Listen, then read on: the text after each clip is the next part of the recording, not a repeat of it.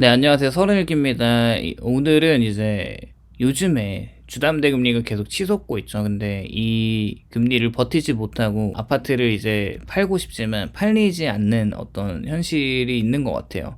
최근에 몇 년간 대한민국 주택 시장이 금리와 가격이라는 두 개의 어떤 변수에 의해서 극단적인 변화를 겪고 있습니다. 특히 22년도에 이후에 한국은행 기준금리가 급격하게 상승을 했죠. 또 기존의 주택담보대출의 주담대 금리도 연이어서 상승해 왔는데 이제 뭐 한 3, 4년 전만 해도 연에서 한 2, 3% 정도의 대출금리가 지금은 6에서 7%를 넘게 드나들면서 주택을 구매할 때 체감했던 월 상환부담이 거의 2배 이상으로 증가했습니다. 이런 환경에서 많은 기존 주택 소유자가 금리 부담으로 인해 매도를 해야 하나라는 압박을 실감하고 있고요. 특히 아파트와 같은 중대형 주거형 부동산 소유자들에게 이 상황은 심각합니다. 대출 규모가 크면 클수록 월의 상한액 증가폭이 눈에 띄게 커지고 있고 이자 부담이 생활비와 다른 금융비용을 압도하는 경우가 굉장히 흔하게 되었어요. 게다가 주택 가격이 이미 고점 대비 일부 하락했거나 잘 팔리고 이제 계속 매수세가 끊기지 않는 중심지를 제외한 다른 쪽에 대출을 크게 받은 지역은 거래가 거의 끊긴 상황에서 집을 팔고 싶어도 팔리지 않는 현실에 직면하게 됩니다. 이런 구조적인 문제가 단순히 개인의 의사와 상관없이 발생했고 금리와 시장 가격이라는 외생 변수에 의해 크게 좌우되는데 항상 경제학적 관점에서 보면 주담대 금리 상승은 구매자와 판매자 모두에게 영향을 줍니다. 구매자 입장에서는 월 상환 부담 증가로 실수요를 줄이는 반면에 판매자는 높은 금리 때문에 가격을 낮춰야 팔 수 있는 상황에 놓이겠죠. 문제는 가격을 낮춰도 대출을 통해서 구매할 수 있는 여력이 줄어들면서 수요 자체가 크게 제한된다는 점인데, 즉 주택시장 전체가 거래 동력을 상실하는 교착 상태에 빠지는 것입니다. 이 상태가 길어지면 집을 팔고 싶어도 팔지 못하는 다수의 주택 소유자는 금리와 가격과 이런 이중 압박 속에서 심리적, 경제적인 고통을 겪습니다. 실제 통계에서도 이를 확인할 수가 있는데 한국부동산원과 KB국민은행 최근 자료에 따르면 전국 아파트 거래량이 2021년 고점 대비 절반 이하로 줄어든 상태이죠. 특히 중대형 아파트나 구축 아파트나 지방 중소도시 아파트 매수세가 거의 사라진 상황입니다. 이러한 거래 위축은 단순히 수요 감소가 아니라 금리 상승으로 인한 구매력 저하와 공급자 가격 기대가 어떤 불일치가 결합된 결과인 거죠. 즉 매도자와 매수자 사이에서 가격 갭이 커져서 거래 자체가 성사가 되지 않는 것입니다. 이러한 현실 속에서 많은 주택 소유자는 다음과 같은 딜레마에 직면하는데, 금리 부담으로 인해서 월 상한액이 버틸 수 없는 수준에 도달했지만 집을 팔아도 원하는 가격을 받기 어렵거나 거래 자체가 쉽지 않아서 다른 거주지로 이동하거나 대출 구조를 바꾸는 선택조차 제한적입니다. 이런 세 가지 요소가 동시에 작용하면서 현실은 단순한 경제적 문제를 넘어서 심리적인 압박으로 확장이 되는데요. 오늘날 한국 주택시장에서는 이러한 현상이 단순한 개인 사례가 아니라 이 거시적인 시장 구조와 금융정책의 어떤 직접적인 산물임을 이해해야 하는데, 주택담보대출 금리 상승이 단순히 금융비용 증가라는 수치적인 문제뿐만 아니라 가계의 삶 전체를 바꾸는 현실적인 압박으로 이어집니다. 예를 들어서 5억 원의 규모 아파트를 30년 만기로 대출을 받았다고 가정할 때 금리가 연 3%에서 6%로 오르면 월 상환액은 단순 계산만으로도 거의 2배 가까이 증가를 하거든요. 초기에는 금리 상승이 상대적으로 덜 느껴지지만 변동금리를 다 받기 때문에 대출을 가진 다수의 가게에서는 매월 부담이 거의 2배 눈덩이처럼 불어났고 생활비나 교육비나 의료비 등 필수 지출을 압박합니다. 특히 1주택 이상을 보유한 다주택자나 기존 대출이 많은 가구는 금리 상승 충격을 버티기 어렵다는 이런 현실적으로 이러한 가게들은 두 가지 선택지 사이에서 갈등을 하게 되는데, 첫 번째는 버티기입니다. 금리 부담을 감당하면서 기존 집을 계속 보유하는 전략이고, 그러나 월 상환금이 증가로 인해 가계 부담은 곧바로 소비를 축소하고 저축을 감소시키면서 장기적으로 생활 수준 저하와 심리적인 스트레스를 발생시키죠. 아이 학원이나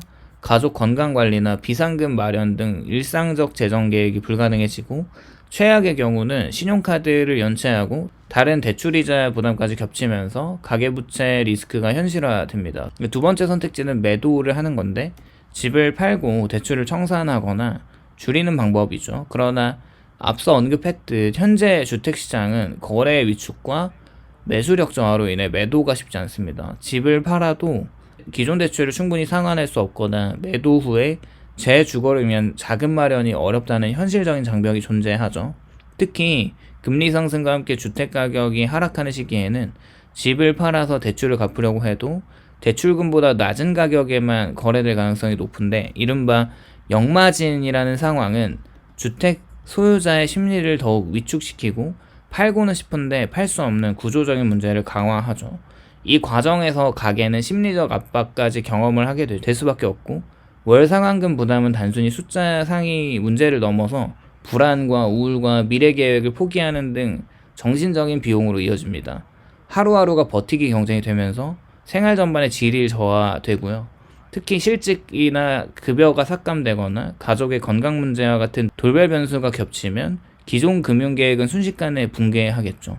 현실에서 이러한 압박을 경험하는 사람들을 흔히 집을 팔아야 하는데 팔리지 않는다는 좌절감을 말하면서 매도와 보유 사이에 극심한 딜레마를 겪습니다. 또한 금리 부담과 매도 압박은 세대별, 소득별 격차를 확대시키고, 고소득과 여유 자금이 있는 가게는 금리 상승을 일정 부분 흡수하고 팔고 사는 전략을 유연하게 활용할 수 있지만, 중산층 이하 30대와 40대의 실수요층들은 대출 규모와 생활비 압박이 맞물리면서 경제적 스퀴징 현상을 경험합니다.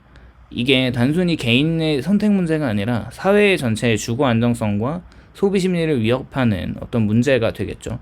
한편 이러한 압박이 부동산 거래의 심리 위축과도 직결되는데, 월 상환금이 부담되는 상황으로 새로운 집을 구매하려는 수요가 감소하면 매도자는 집을 팔아도 실제 거래가 이어지진 않습니다. 즉, 금리 상승이 가계부담 증가로 이어지고 거래 위축과 매도 압박 심화라는 악순환이 반복되죠. 특히 서울과 수도권과 같이 대출 금액이 큰 지역일수록 이 악순환은 더 극심한데, 실제 통계에서 아파트 매매 거래량 감소가 금리 상승과 거의 동시에 나타나는 것은 이를 방증합니다. 결국 높은 금리와 매도 지연의 현실은 단순히 금융비용 문제를 넘어서 생활과 심리나 미래계획 전제를 위협하는 구조적인 문제로 볼 수가 있죠. 주택 소유자들은 월 상환 부담과 거래 불가 현실 사이에서 한편으로는 재정적 압박과 심리적 스트레스, 다른 한편으로는 주거 이동의 어려움이라는 복합적인 문제를 동시에 겪게 되고, 이때 단순히 금리를 좀 내리면 해결된다는 식의 논리는 현실을 충분히 설명하지 못합니다. 실제로는 금융과 시장과 정책과 사회적 안전망이 결합되어야만 문제를 완화할 수 있는데, 주택을 팔고 싶은 사람들에게 가장 현실적인 장벽은 바로 매수자 심리와 거래 위축입니다. 금리가 급등하면서 잠재 매수자들은 월 상환 부담 증가를 실질적으로 체감하게 되고, 예를 들어 5억 원 아파트를 3% 금리로 대출받았을 때 월 상환액이 약 140만 원 수준이라면 연 6%가 오르면 월 상환액이 240만 원으로 급증합니다. 그렇게 100만 원 가량의 차이는 단순한 숫자 증가가 아니라 한 달 생활비와 맞먹는 수준의 추가 부담이라서 구매자는 기존 계획을 재검토하거나 구매를 아예 보류하거나 더 저렴한 주택으로 눈을 돌릴 수밖에 없죠. 이처럼 매수력 자체가 줄어드는 상황에서 매도자는 시장에서 원하는 가격을 받기가 어렵게 되고요. 많은 주택 소유자가 적정 가격이라고 생각하는 이 수준과 매수자가 실제 지불을 할 수 있는 가격 사이에 큰 간극을 경험하게 되고, 이 가격 갭은 단순히 일시적인 문제로 끝나지가 않는데 거래가 성사되지 않는 기간이 길어지면서 매도자는 심리적 압박과 재정적 부담을 동시에 겪게 되겠죠.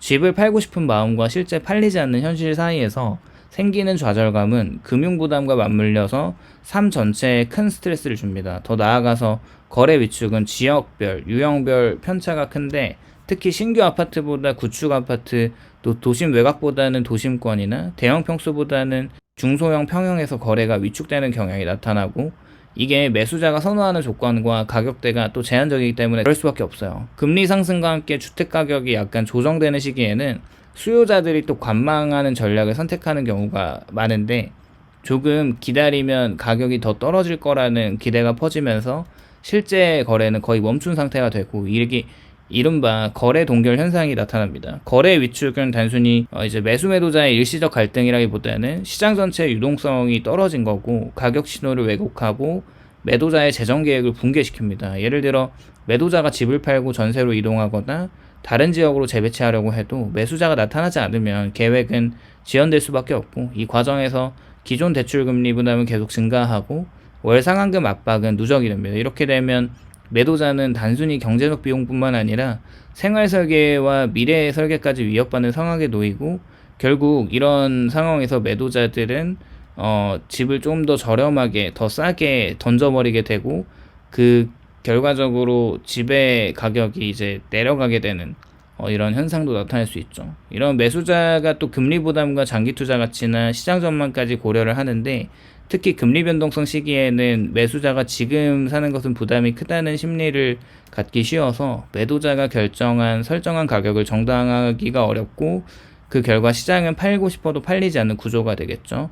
이런 상황 속에서 매도자의 심리적 부담은, 이게 금리 정책과 시장 구조와 심리적 요인과 매수자의 기대 차이가 모두 맞물린 사회적인 문제이고, 한국 부동산 시장에서 현재 이제 현실적인 딜레마로 자리 잡고 있습니다. 이러한 요인들을 이해하지 못한다면 매도자들은 계속해서 불안과 좌절 속에서 거래가 성사되기를 기다리는 상황에 갇힐 수밖에 없죠. 오늘은 이렇게 요즘 높은 주담대 금리로 버티지 못하는 그런 사람들이 아파트를 매도하고 싶지만 또 매도도 쉽지 않은 그런 상황에 대해서 이야기를 해보았고요. 오늘도 영상에 공감이 되셨다면 좋아요와 구독을 부탁드립니다. 감사합니다.